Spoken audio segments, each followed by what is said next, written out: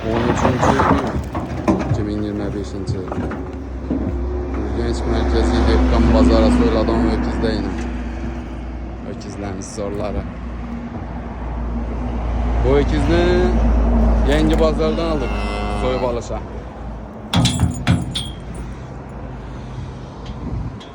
100 ming so'mdan.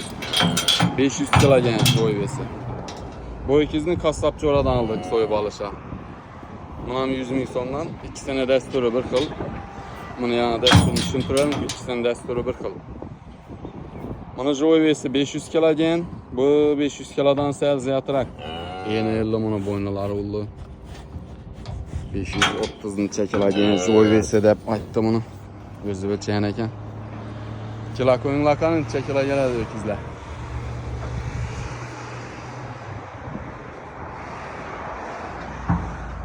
Kimda shunday samiz zo'r mollar bo'lsa, aytaverasizlar. Ya yaqinda ya joyvesi ya so'yib olishga gelişip olamiz. Pulini bir sepa yuklaymiz, beramiz pulini. Nima o'kizlarning zo'rlari. Buni tushirib keyin boraman dedim. Hozir uydaman, kelinglar. Ökizning yanına boraman hozir. Yuklab beraman, keyin ketaman bir yerda. Shuning uchun ikkisini bir yukladik.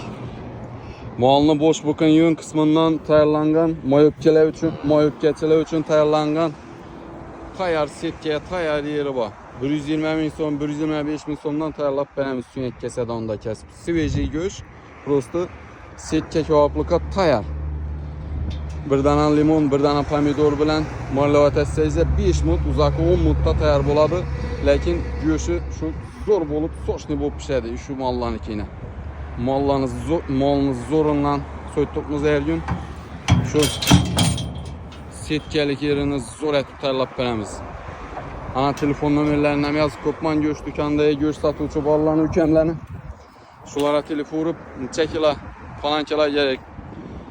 Ana aytib boraverasizlar, pulini kelishib beradilar.